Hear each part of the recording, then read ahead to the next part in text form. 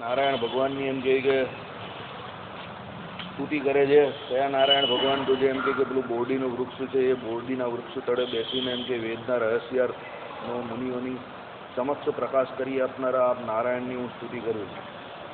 એટલે પછી આપણે એક સારામાં સારો સંપ્રદાયના ઉદ્ભવનો પ્રસંગ એ કાલે ટાંકેલો કે ભાઈ એ જ બદ્રિકાશ્રમની સભા, એ જ બોરડી, એને વિશે જ નરનારાયણ ઋષિ બેઠેલા, એને વિશે જ ત્યાં બીજા સંતો બેઠા હતા, એ જ સત્સંગ થતો હતો. ત્યાં જ કોણ આવી ગયેલું? દુર્વાસા ઋષિ આવેલા. સાફ થયો ભગવાનની ઈચ્છાથી. સંપ્રદાય આખું જે આપણો બનવાનો એનો આખો ઇતિહાસ ત્યાં રચાઈ ગયો, આખું એનું મીસ તૈયાર કર્યું એ આ જ જગ્યા.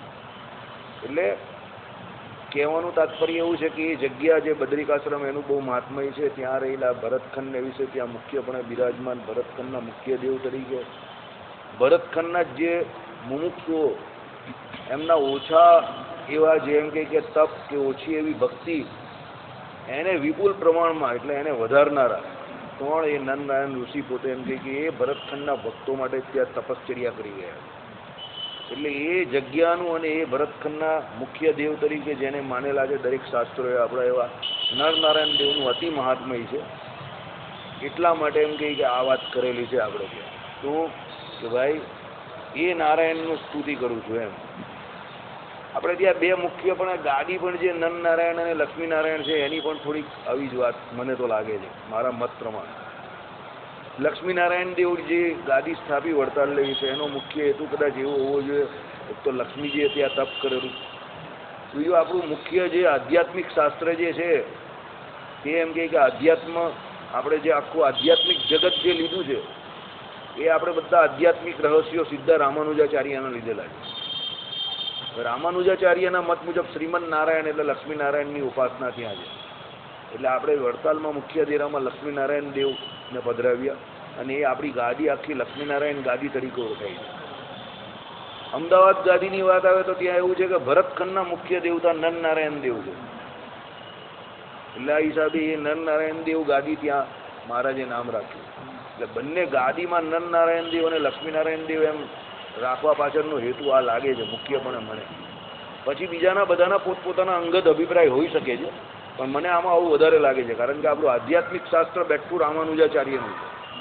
એટલે હમણાં રામાનુજ વેદાંતનું પેલું રાકેશભાઈ પાસે પાછું એક વખત બીજી વખત સ્ટડી કર્યો ને મેં એટલે બુકમાંથી એટલે મને લાગ્યું કે આમાં આ જ એક કારણ મુખ્યપણે હોવું જોઈએ. અને નરનારાયણ દેવની આમાં જે આપણે વાત કરીએ પ્રમાણે મુખ્ય દેવતા છે એટલા માટે એ ગાદી પણ ભગવાને એટલા માટે જે નામ આપ્યું હતું. એટલે આપણે ત્યાં એવો રિવાજ છે સમજો કે જે જગ્યા પર આપણે રહેતા હોય એ જગ્યાના મુખ્ય દેવના નામ પર જ બધા ધાર્મિક કામો કે ધાર્મિક સત્સંગના જે એમ કે મંડળોના નામ કે સંસ્થાઓના નામ રાખવામાં આવે છે.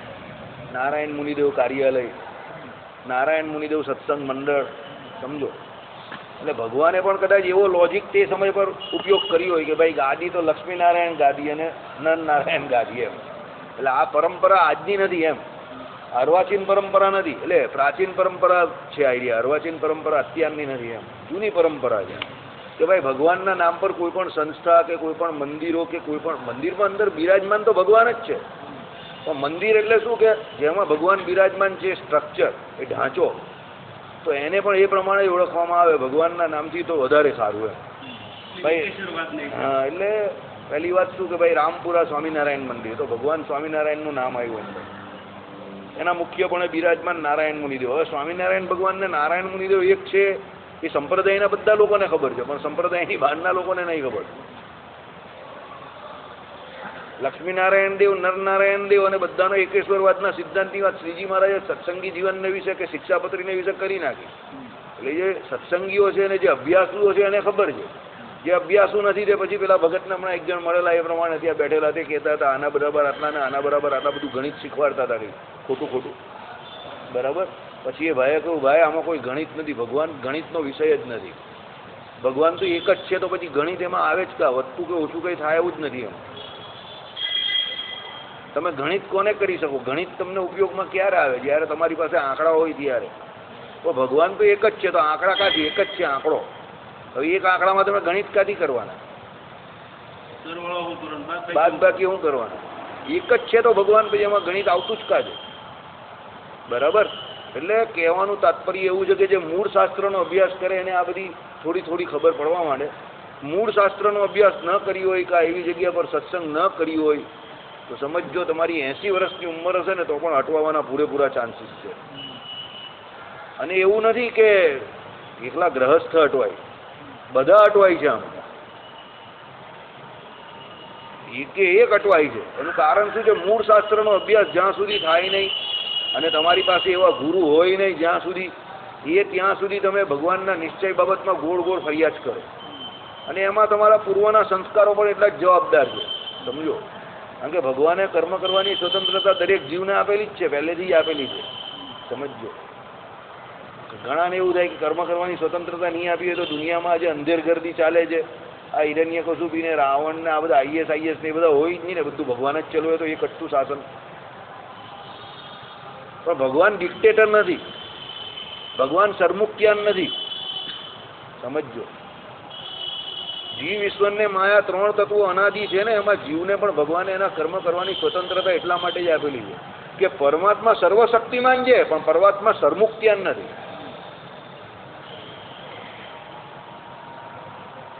સામાન્ય રીતે જગતમાં એવું જોવા મળે કે જેનામાં થોડી ઘણી શક્તિ હોય ને, પેલો સાઉથ ઉત્તર કોરિયાનો છે ને, પેલો કિંગ જોન કે કિંગ જોન કોણ છે, જાડીઓ પેલો બટકો છે ને, બરાબર, હું વાળ કપાઈ નાખું એના જેવો જ દેખાઉં છું. જરા શક્તિ મળે એટલે એ ઉછળવા માટે, અને એ ભલે પ્રેસિડેન્ટ હોય કે ભલે લોકશાહીથી ચૂંટાયેલો હોય પણ એ ડિક્ટેટર બનવાની જ કોશિશ કરે, સરમુખત્યાર બનવાની જ કોશિશ કરે. તો સરમુખત્યાર જ છે ને, એ સરમુખત્યાર જ બની જાય, નથી ઇલેક્શન. આ બધું લશ્કર જ ચલો ને એનો વડો. એટલે આ સામાન્ય રીતે આપણે જગતમાં જોતા જ આવેલા છે. પહેલા આપણે ત્યાં રાજાશાહી હતી એમાં એવું જ હતું ને, જે સર્વશક્તિશાળી રાજા હોય તો બીજા નાના નાના રજવાડાઓને કાં તો કહે કે ભાઈ મારા શરણે આવી જાઓ, કાં તો યુદ્ધમાં હારી જાઓ, સમજો. એટલે જેની પાસે શક્તિ હોય પુણ્ય પ્રતાપને કારણે એ બધા બીજાને ગુલામ જ બનાવે, સમજો. પરમાત્મા જે એક એવું તત્વ છે અનંત કોટી બ્રહ્માંડની અંદર કે જે સર્વશક્તિમાન છે, જે સત્ય સંકલ્પ છે, બરાબર, પૂર્ણ કામ છે, આપ્ત કામ છે, તો પણ એ સામે કોઈ પણ જીવ રહ્યો હોય નાનામાં નાનો કે મોટામાં મોટો એને એના કર્મનું ફળ આપે ને આપે. સારું કર્યું હોય તો સારું આપે જ. અરે શિશુપાલ જેવો 99 ગાળ બોલે ત્યાં સુધી એને કઈ નહીં, હજુ તારી પાસે એક ચાન્સ છે, ન બોલશે એક તો બચી જશે, છોડી દઈશ. દુર્યોધન જેવો નક્કામો માણસ જે કોઈથી માને એવો ન હતો તો પણ મહાત્મા વિદુર, આચાર્ય દ્રોણ અને ભીષ્મ પિતા જેવા મહાન માણસો જે સભામાં હોય તો એ સભાને અને એ વર્ષને, એ આખું પૂરું વર્ષ એને શાંતિનો ચાન્સ આપવો જોઈએ. એટલે ભગવાન 3 વખત શાંતિ માટે ગયા, સમજો. સર્વશક્તિમાન હોવા છતાં આટલા શાંતિ માટે પ્રયાસ કરવા, આ કામ પરમાત્મા જ કરી શકે, પરમાત્મા સિવાય કોઈ ન કરી શકે. ભગવાન જે બોલે છે ક્ષમા વિરસ્ય ભૂષણમ, ભગવાન પોતે એનું અનુસરણ કરે છે. કોઈ ભલે કહેતું હોય કે ભાઈ ગાંધારીએ જે શ્રાપ આપ્યો એ સમયે યોગ્ય હતો અને ભગવાને સ્વીકાર્યો, બધી વાત સાચી. ભગવાને સ્વીકાર્યો, ભગવાનની ઈચ્છાથી સ્વીકાર્યો, બધી સાચી. પણ ગાંધારીના પ્રોસ્પેક્ટિવથી તમે વિચારો તો એ વાત બરાબર નહીં હતી. એ ખોટી વાત હતી એની. એણે ખોટું લાંછન લગાવેલું ભગવાન શ્રી કૃષ્ણ પર. તમે એમ કે યુદ્ધ ધારતે તો રોકી શકતે, ભગવાને રોકવાની પૂરેપૂરી કોશિશ કરેલી. હા, એનું એણે કેમ એવું લાંછન લગાવ્યું કે ભગવાનને સર્વશક્તિમાન સમજતી હતી, ઈશ્વર સમજતી હતી, એટલે એને એવું હતું કે રોકી શકતા હતા, તો પણ ન રોક્યું. પણ એણે તે સમય પર ભગવાનને એક વ્યક્તિ તરીકે ના જોયા, કે ભગવાને ઈશ્વર તરીકે નહીં, એક વ્યક્તિ તરીકે સંપૂર્ણ પ્રયત્ન કર્યા. સર્વશક્તિમાન હતા, અર્જુનની જોડે રહ્યા, પણ ભગવાને કયું કઈ હથિયારનો પ્રયત્ન કર્યો કે પ્રયોગ કર્યો. એટલે પરમાત્મા શાસ્ત્રોમાં જે પ્રમાણે આપણા વર્ણન કર્યું એ પ્રમાણે ભગવાને આપણા સ્વયં પ્રકાશાનંદ સ્વામીને પણ એ જ કહ્યું કે ભગવાને શાસ્ત્ર બહારનું કોઈ ચરિત્ર કર્યું નથી. એટલે ભગવાને શાસ્ત્રોમાં જે પ્રમાણે જે કહ્યું એ પ્રમાણે જ પોતાનું વર્તન કર્યું છે. યુગને અનુસારે યુગના ધર્મમાં પણ ભગવાન રહ્યા જ છે. અને પોતાનું પુરુષોત્તમપણું જ્યાં બતાવ્યું ત્યાં ભગવાને એક વસ્તુ બતાવી કે ભાઈ હું સર્વશક્તિમાન છું, તો પણ તમારા જેવો જે કંઈ વર્તું છું એ તમારા રૂડા માટે જ છું. એટલે ભગવાને વચનામૃતમાં કહી દીધું ઈચ્છા શક્તિ, ક્રિયા શક્તિ અને જ્ઞાન શક્તિ એના પ્રેરનારે ભગવાન છે, સ્વતંત્ર છે. અને જીવને કર્મ કરવાની સ્વતંત્રતા એની આઝાદી માટે આપેલી છે. સમજો, તમને પોતાને એટલે ભગવાને એ જ વચનામૃતમાં કહ્યું, ઈચ્છા શક્તિ, ક્રિયા શક્તિ અને જ્ઞાન શક્તિ આપી. એમાં જ કહ્યું કે જીવના રૂડા માટે જ છે કે જેના દ્વારા એ વિષય ભોગ કરી શકે છે. મુમુક્ષુ હોય તો ભક્તિ ઉપાસના કરી શકે છે અને મોક્ષ સુધી પ્રાપ્ત કરી શકે છે.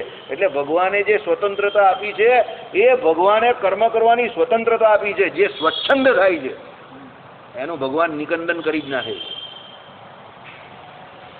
બરાબર? એટલે આપણે જો એવી આક્ષેપબાજી કરતા હોઈએ કે ના ભગવાને એ ભૂલ કરી છે, કે ભગવાને એવું કેમ કર્યું કે ભાઈ કર્મ કરવાની સ્વતંત્રતા જીવને આપી, ન આપી હોત તો સારું થાત.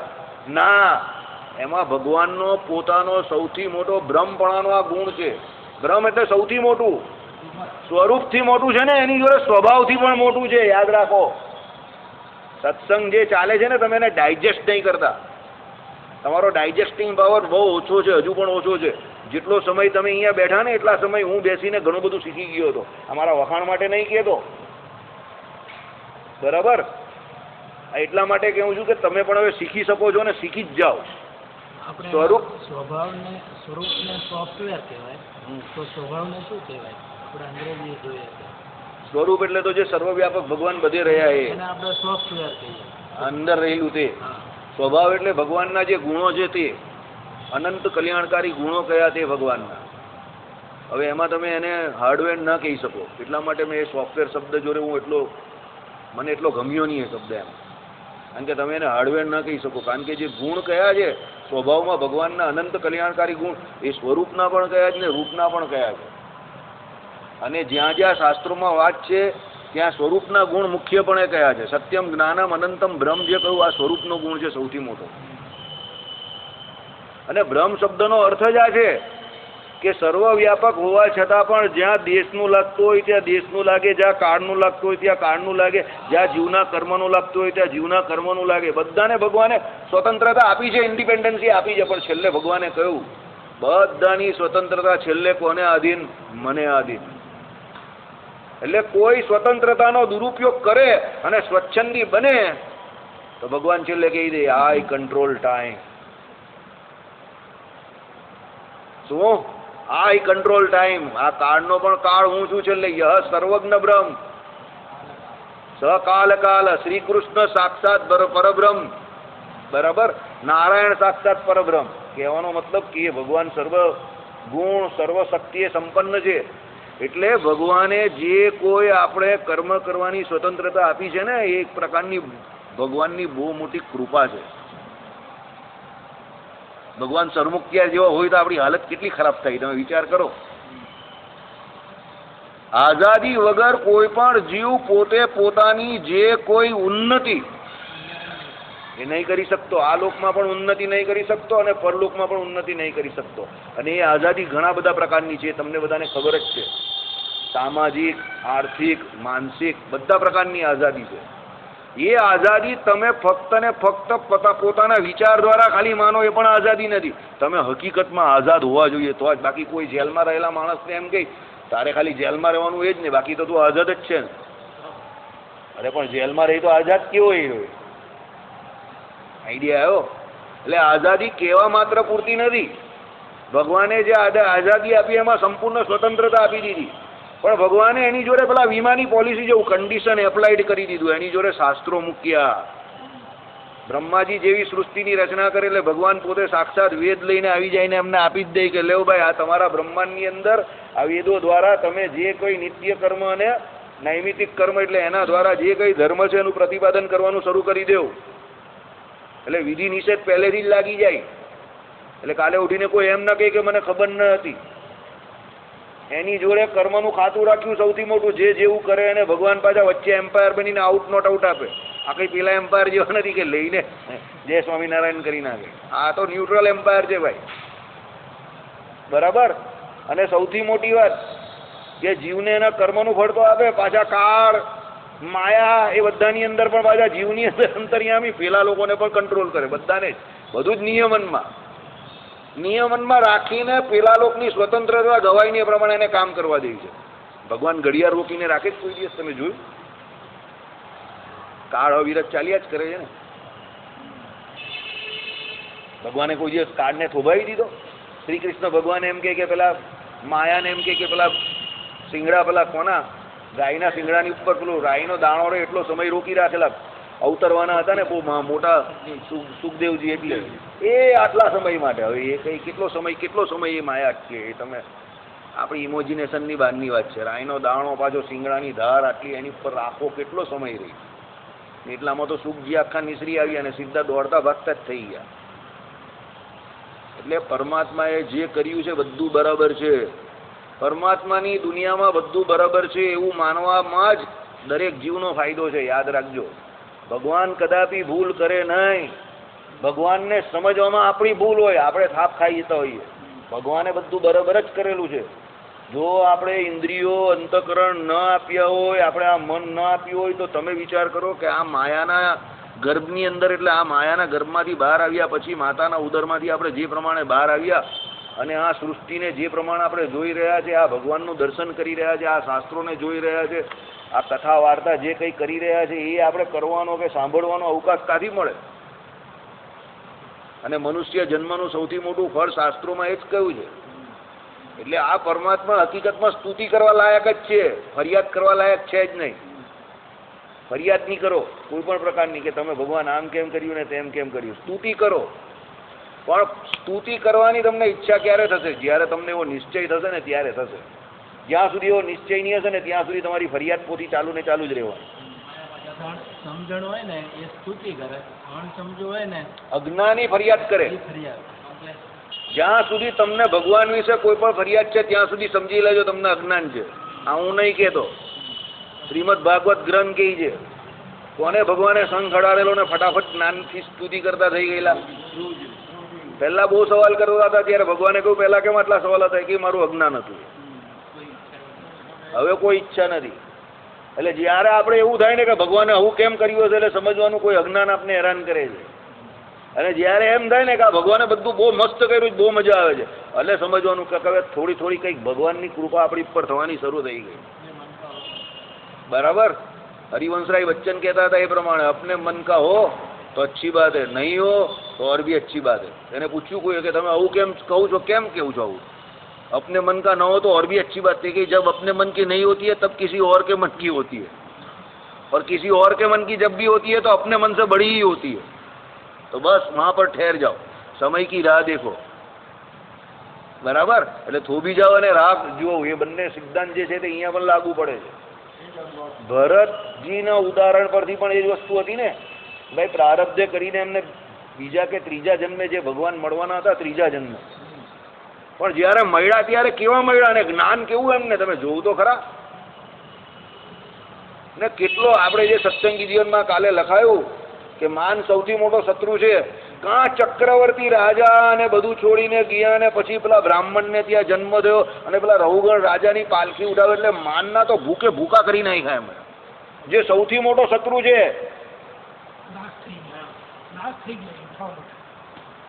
કેવી બહુ મોટી વાત, માનને બ્લાસ્ટ કરી નાખ્યું આખું. એટલે એ પરમાત્માની બહુ મોટી કૃપા હતી. તમે એને પોઝિટિવલી લેવું તો ક્યાં પેલો ચક્રવર્તી રાજા ક્યાં બધું મૂકીને ત્યાં ગયા હતા, ક્યાં એમને શ્રાપ થયો ને ક્યાં એમનું જ્ઞાન, અને રઘુગણ રાજાને કેવો મોટો સંવાદ કર્યો કે જે સંવાદ આજે પણ શ્રીમદ ભાગવતમાં લખવો પડે છે. એટલે એમનો એ સંવાદ, એ જન્મનો આખો શ્રીમદ ભાગવતમાં લખવાનો તો એ વિધિ હતી. એ વિધિ મુજબ જો પહેલા મોક્ષ થઈ જાય તો એ શ્રીમદ ભાગવતમાં એમનો સંવાદ ક્યાંથી આવે? એ ચમત્કારિક આખ્યાન આવે ક્યાંથી? એટલે બધું ભગવાનની દુનિયામાં બનાવેલું બધું બરાબર જ છે. યાદ રાખજો.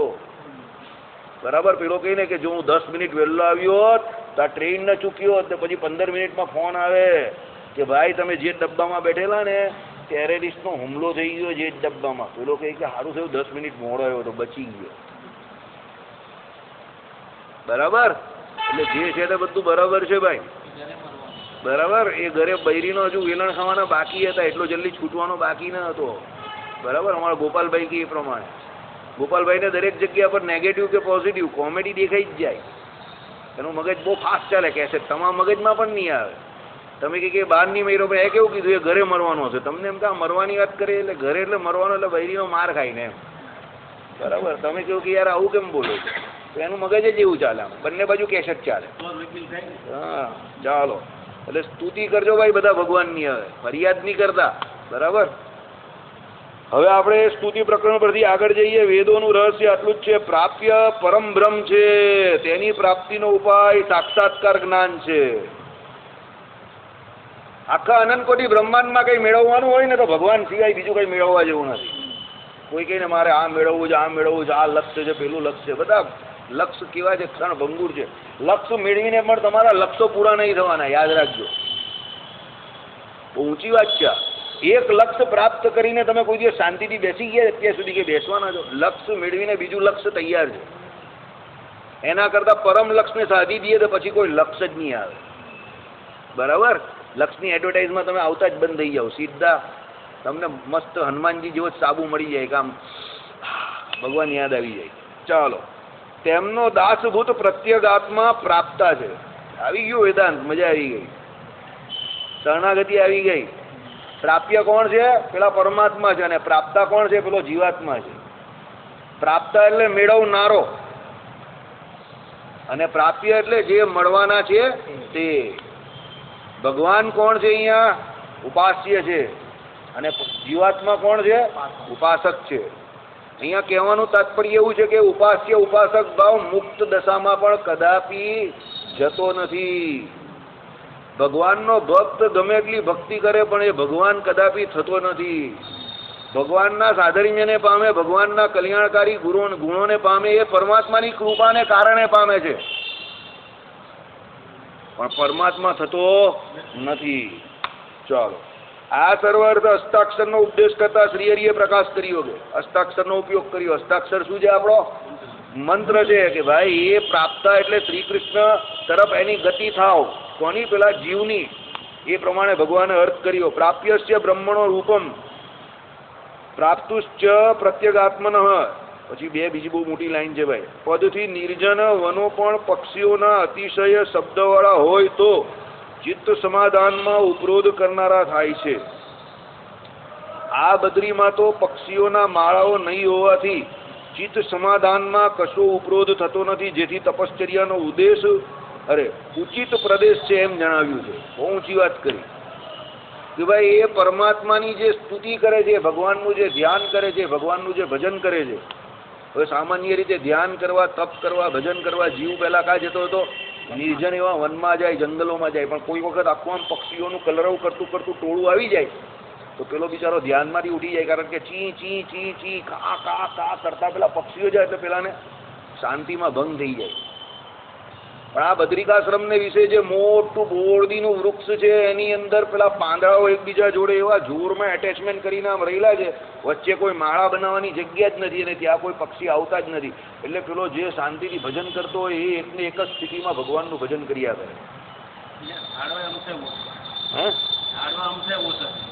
લક્ષ્મીવનમાં ખાલી છે કે ભોજપત્રના જે ઝાડવા છે બાકી બીજા બધું ક્યાંય ઝાડવા જ નહીં, એટલે કોઈ પક્ષી પક્ષી આવે જ નહીં, કાંઈ ઉપજ જ નહીં.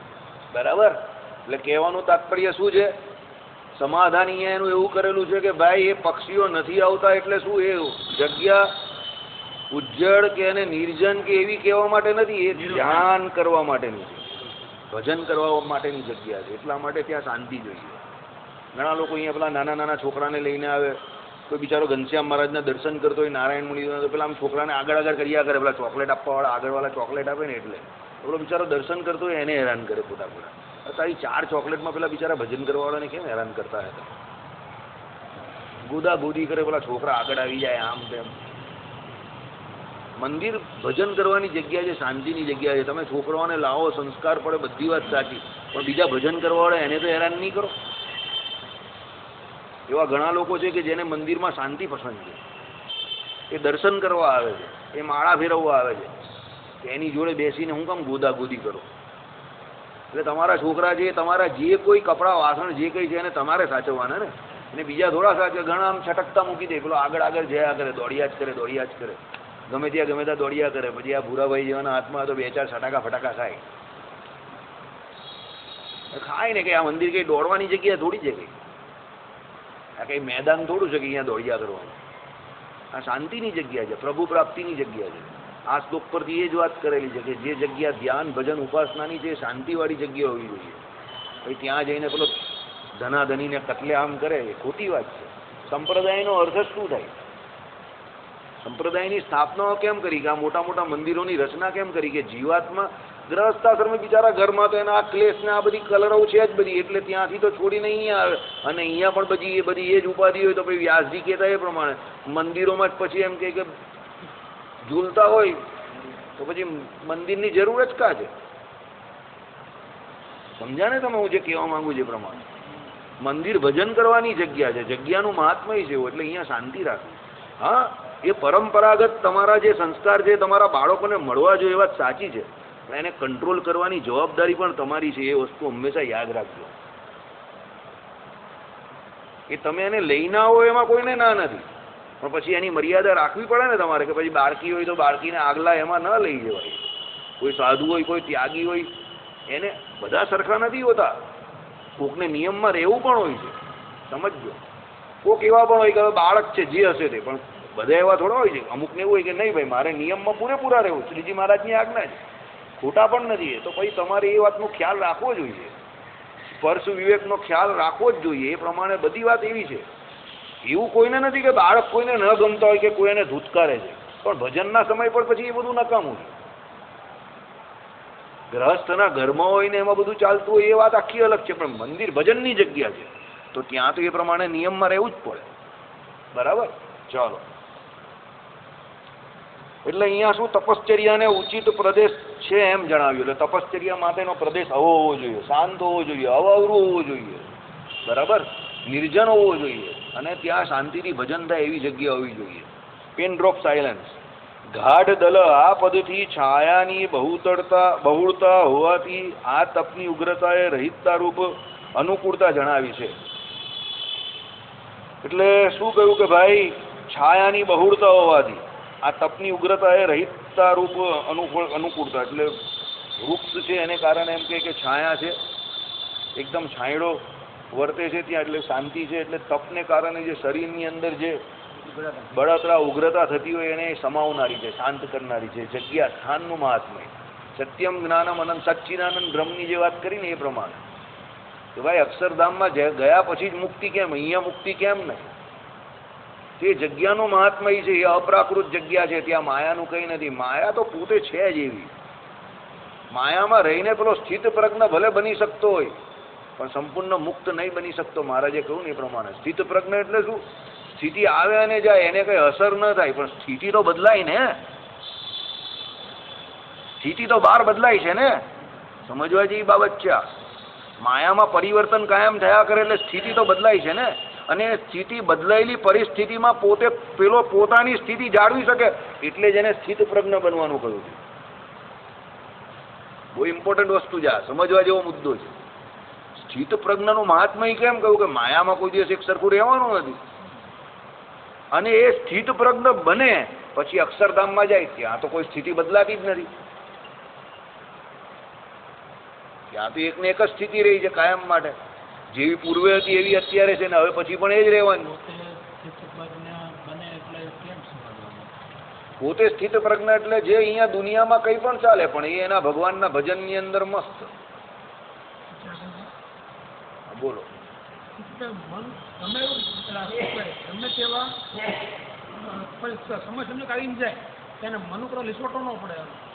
એટલે એ જ ને બ્રહ્મની અંદર જે એની સ્થિતિ બહાર ના જાય એ સ્થિત પ્રજ્ઞ. બહાર ગમે એટલું અનુકૂળ કે પ્રતિકૂળ વાતાવરણ હોય, મહારાજે વચનામૃતમાં કહ્યું ને કે ભાઈ બહાર પંચ વિષયનો બહુ ભારી યોગ થાય તો પણ એ ભાઈ એ વિષયની અંદર લોભાઈ ના જાય. અને બહાર એકદમ પ્રતિકૂળ પરિસ્થિતિ થઈ ગઈ, બાયરી છોકરા બધા એને છોડીને ચાલ્યા ગયા, છેલ્લે કોઈ હોય જ નહીં, તો નરસિંહ મહેતાની જેમ ભલું થયું ભાંગી જંજાળ સુખે ભજી શું શ્રી ગોપાલ, એને સ્થિત પ્રજ્ઞ થઈ ગયા. બરાબર? હવે એની નીચે અમે છેલ્લે પોતે ઉમેરેલું નાના હતા ત્યારે ભલું થયું ભાંગી જંજાળ સુખે ભજીશું શ્રી ગોપાલ, ઓછા બાર જય ગોપાલ. એ પેલા બસમાં અમે જતા હતા ને ભણવા, તો અમુકના પેલા 4-5 છોકરા લટકણીયા લટકતા હોય ને ગામડામાં, એટલે અમે એને કહીએ ભાઈ ઓછા બાર જય ગોપાલ. એ કે ભાઈ એ તો આવી ગયા તો હવે શું કરીએ? મેં કહું એ વિચાર પહેલાં કરવા જેવો હતો, હવે અત્યારે વિચાર અસ્થાને.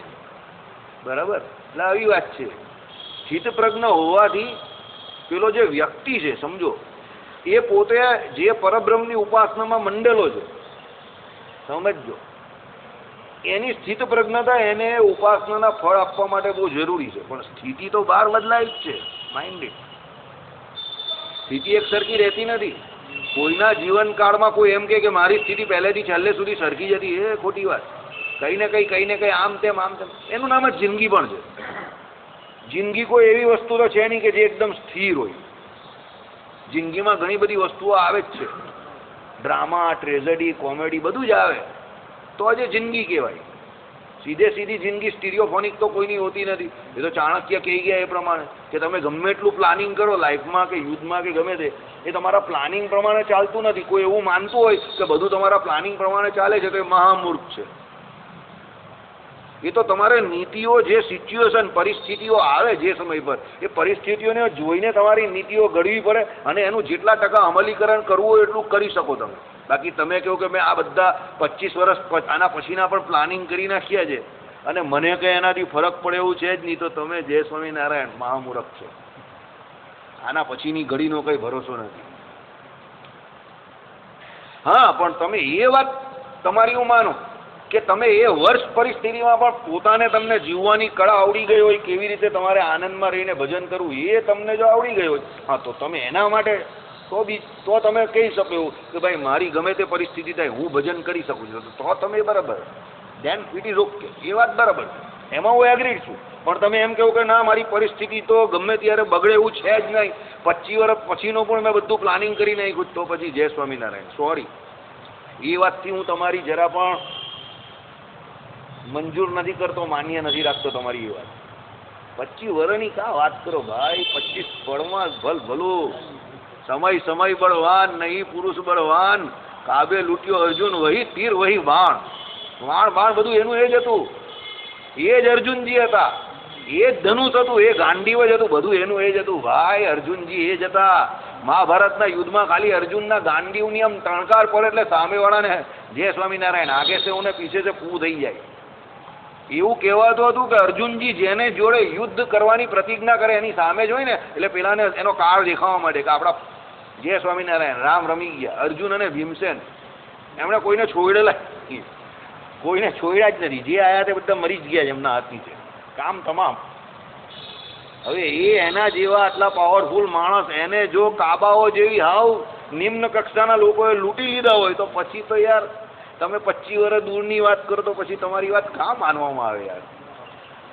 એટલે સ્થિત પ્રજ્ઞ થવાથી તમને ફાયદો 100%. એ સ્થિત પ્રજ્ઞતાનું જ ઉદાહરણ છે, સમજો.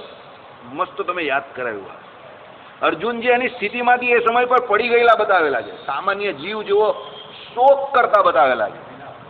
જેમ ગીતાની શરૂઆત થઈ ત્યારે જેમ અર્જુનજી થોડા શોકમગ્ન હતા ને, મોહ વ્યાપી ગયેલો ને, એમ ત્યાં પણ એમને એ શોકમગ્ન અવસ્થામાં બતાવેલા છે કે ભગવાન શ્રી કૃષ્ણ મને છોડીને ચાલ્યા કે આઈ કાન્ટ બિલીવ ધીસ, મને આ માનવામાં જ નહીં આવતું.